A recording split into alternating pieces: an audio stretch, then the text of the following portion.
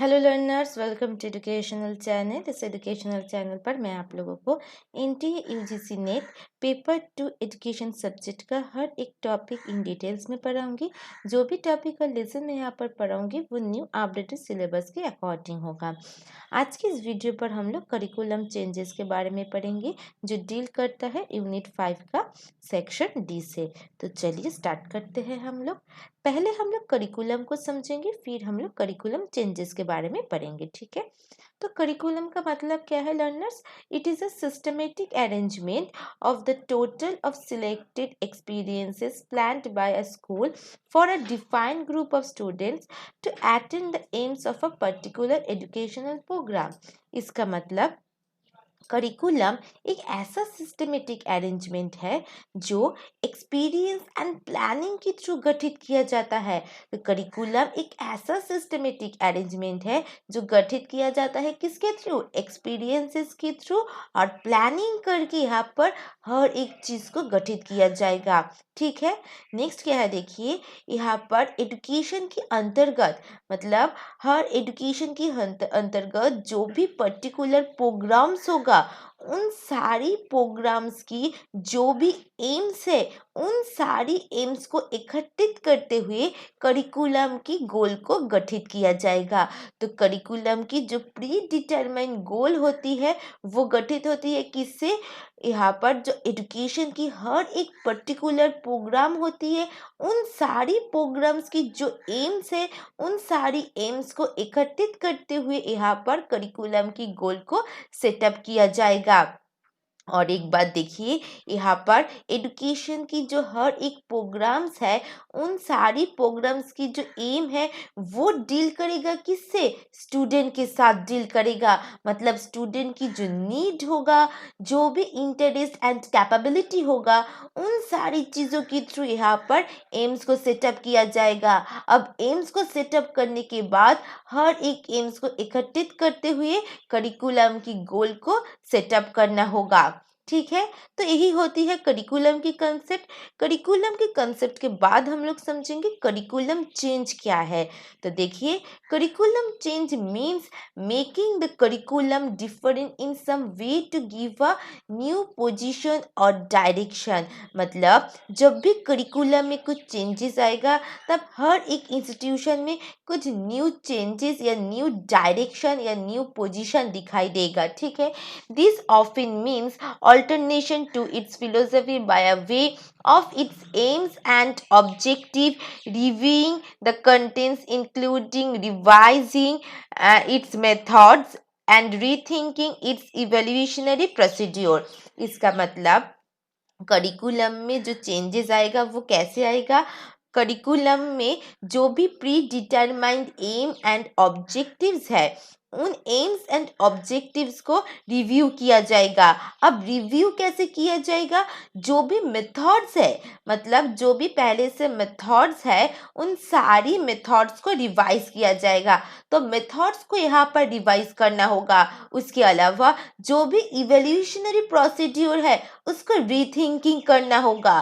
तो इन सारी चीज़ों के थ्रू करिकुलम की जो एम्स एंड ऑब्जेक्टिव्स है उसको चेंजेस किया जाएगा। तो करिकुलम की ऑब्जेक्टिव्स एंड एम्स को कैसे चेंज किया जाएगा लर्नर्स?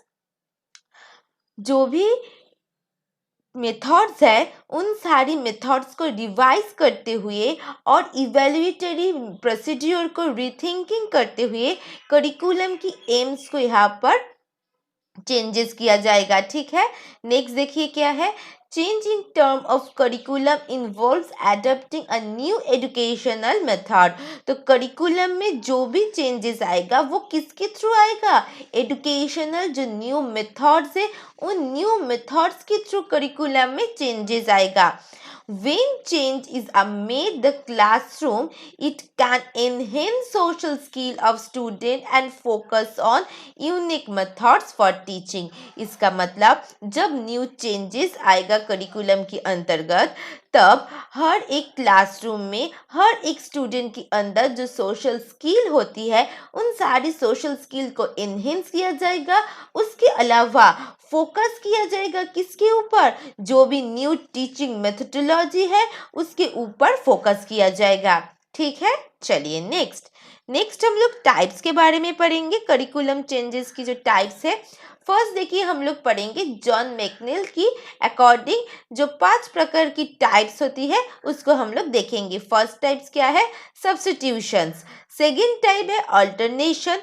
थर्ड टाइप है परट्रिब्यूशन एंड फोर्थ टाइप है restructuring and fifth and last types है वैल्यू ओरिएंटेशन। जो ये जो 5 प्रकार की टाइप्स है उनको हम अब इन डिटेल्स में पढ़ेंगे। चलिए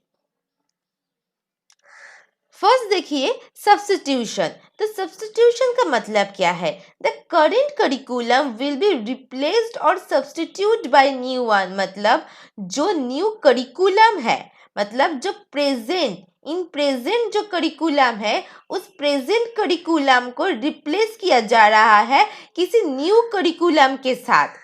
यहाँ पर पूरी तरीके से चेंजेस नहीं हो रही है, यहाँ पर सब्स्टिट्यूट किया जा रहा है न्यू करिकुलम, जो भी प्रेजेंट करिकुलम है उस प्रेजेंट करिकुलम की सब्स्टिट्यूशन में किसी न्यू करिकुलम को यहाँ पर रिप्रेजेंट किया जा रहा है। जैसे एग्जाम्पल देके आप लोगों को समझाती हूँ। देखिए एक न्यू टेक्स्ट बुक है, ठीक है, उस न्यू टेक्स्ट बुक को रिप्रेजेंट किया है पुराने जो टेक्स्ट बुक है उसके बदले में। मतलब सपोज कीजिए एक जियोग्राफी का बुक है जिसका नाम है ए, ठीक है, ए एक जियोग्राफी का बुक है, उस जियोग्राफी बुक को रिप्लेस करते हुए बी एक जियोग्राफी का बुक, बी राइटर का एक जियोग्राफी का बुक को रिप्रेजेंट किया गया। वही कंटेंट है, वही चीज है, सेम चीज है, सिर्फ राइटर को चेंजेस किया गया है। मतलब जो ए बुक था उसके बदले में बी बुक को लेकर आया है। मतलब सब्स्टिट्यूट किया गया है ए बुक की जगह बी बुक को। इसको हम कहते हैं सब्स्टिट्यूशन। मतलब वही कंटेंट होगा, सारी जो चीजें हैं वही होगा, सिर्फ और सिर्फ जो न्यू जो बुक है वो रिप्रेजेंट किया गया है पुराने बुक की जगह में। ठीक है, चलिए नेक्स्ट क्या है? अल्टरनेशन। अब अल्टरनेशन का मतलब देखिए यहाँ पर कुछ माइनर चेंजेस लेकर आया जाता है। तो कौन सी चेंजेस लेकर आया जाता है? माइनर चेंजेस, इसको याद रखिएगा।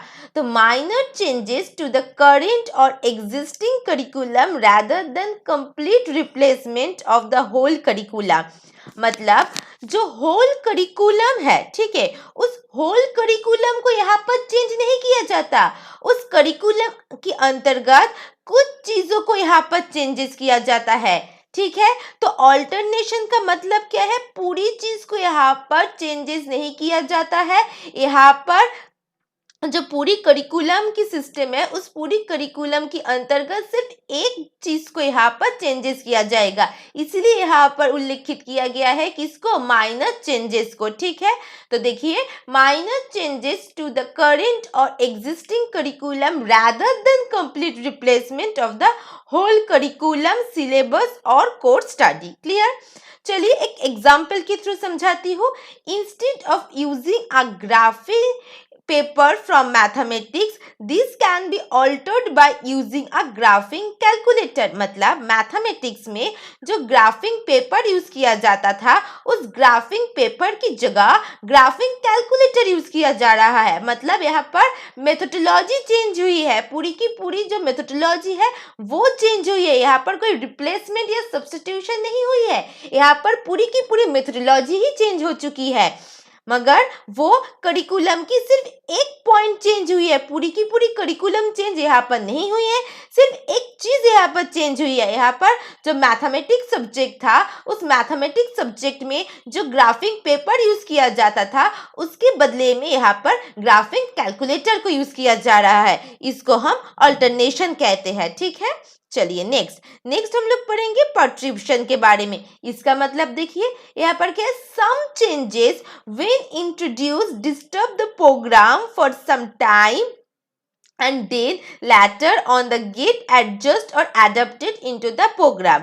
मतलब जब करिकुलम पर कुछ चेंजेस आती है तब कभी कभी उस चेंजेस में बहुत प्रॉब्लम होती है स्टाफ को, तो उन जो प्रॉब्लम है वो बहुत कम समय में रहती है, धीरे धीरे वो जो चेंजेस है उसको एडॉप्ट कर लेती है हर एक मेंबर। इसको हम पर्ट्यूशन कहते हैं। देखिए एक एग्जाम्पल के थ्रू समझाती हूँ।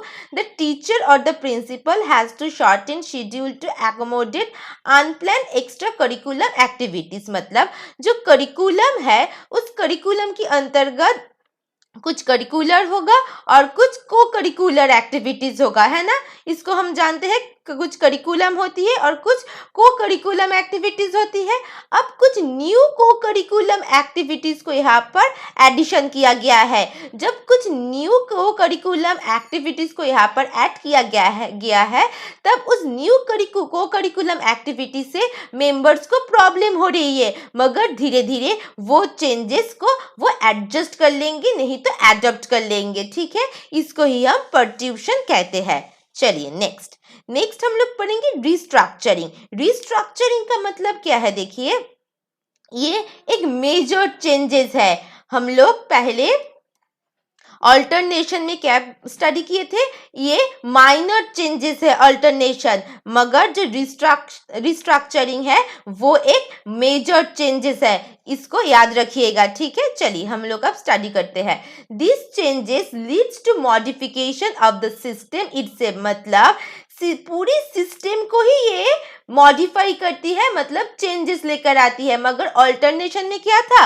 अल्टरनेशन में जो पूरी करिकुलम था उस पूरी करिकुलम की किसी एक पार्ट को चेंजेस किया जाता था, मगर रिस्ट्रक्चर में पूरी की पूरी करिकुलम को ही यहाँ पर चेंजेस किया जा रहा है। इसको ही हम रिस्ट्रक्चरिंग कह रहे हैं।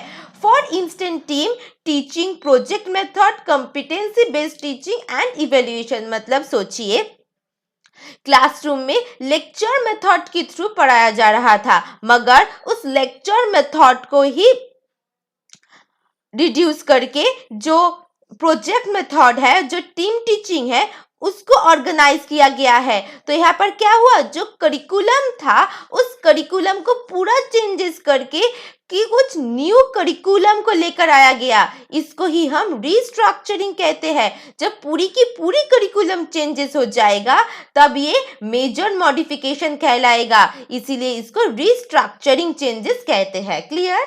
चलिए नेक्स्ट है, देखिए वैल्यू ओरिएंटेशन। इसका मतलब क्या है? This change basically brings a shift from one's philosophy और basic ideology towards a particular और ओरिएंटेशन। मतलब किसी इंस्टीट्यूशन में जो वैल्यू था उस वैल्यू को चेंजेस करके कुछ न्यू वैल्यू को इंक्लूड किया गया, उसको ही हम वैल्यू ओरिएंटेशन कहते हैं। ठीक है, चलिए नेक्स्ट हम लोग टाइप्स ऑफ चेंजेस के बारे में पढ़ेंगे। पहले जो टाइप्स हम लोग स्टडी किया है वो किसके अकॉर्डिंग था? देखिए वो था जॉन मैकनेल की अकॉर्डिंग। अब हम लोग जनरल जो करिकुलम चेंजेस है उसकी टाइप्स के बारे में डिस्कस करेंगे। ठीक है, पहला क्या है? देखिए पहला है एम्पिरिकल, दूसरा है नॉर्मेटिव रिडक्टिव स्ट्रैटेजी और तीसरा है पावर स्ट्रैटेजी। तो हम लोग हर एक को इन डिटेल्स में पढ़ेंगे। चलिए, एम्पिरिकल चेंजेस का मतलब क्या है? Stress is laid on the need for the change and the competency to implement. इसका मतलब यहाँ पर नीड को देखते हुए चेंजेस को लेकर आया जाता है। मतलब जो भी स्टूडेंट का नीड होगा, जो भी स्टूडेंट का इंटरेस्ट होगा, उसको देखते हुए चेंजेस को लेके आना होगा। तो यहाँ पर जो भी चेंजेस आएगा वो किसकी अकॉर्डिंग होगा? वो होगा हर एक स्टूडेंट की, ऑर्गेनाइजेशन की नीड की अकॉर्डिंग यहाँ पर चेंजेस आएगा। और जब चेंजेस आएगा उसके थ्रू क्या होगा? उसके थ्रू हर एक स्टूडेंट का जो कॉम्पिटेंसी है उस कॉम्पिटेंसी को इंक्रीज किया जाएगा। तो मैं फिर से बोल रही हूँ, ध्यान से सुनिए। ये जो एम्पिरिकल चेंजेस है वो किसके ऊपर बेस्ड है? वो सिर्फ और सिर्फ नीड के ऊपर बेस्ड है। और जब चेंजेस आएगा, जब चेंजेस को इम्प्लीमेंट किया जाएगा एक इंस्टीट्यूशन में, तब क्या होगा? तब हर एक स्टूडेंट की जो कॉम्पिटेंसी लेवल है वो इंक्रीज होगा। क्लियर?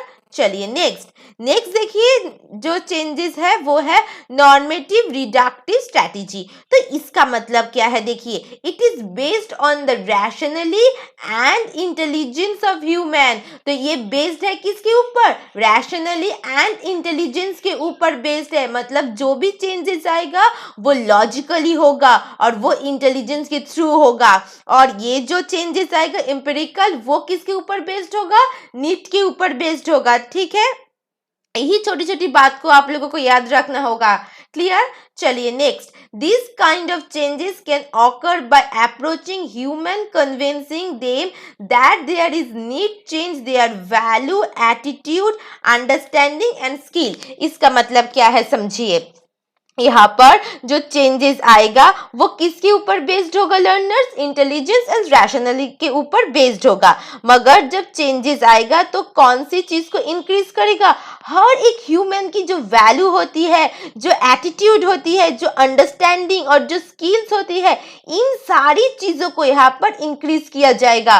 तो यहाँ पर हर एक इंसान की, हर एक इंडिविजुअल की value, attitude, understanding and skill को इंक्रीज किया जाएगा। मगर कैसे इन सारी चीजों को चेंजेस किया जाएगा और इंक्रीज किया जाएगा, कन्वीनियंस के थ्रू यहाँ पर सारी चीजों को इंक्रीज किया जाएगा और चेंजेस को लेके आना होगा। ठीक है, चलिए नेक्स्ट हम लोग पढ़ेंगे पावर स्ट्रैटेजी। अब पावर स्ट्रैटेजी का मतलब क्या है, देखिए, change should meet the expectation.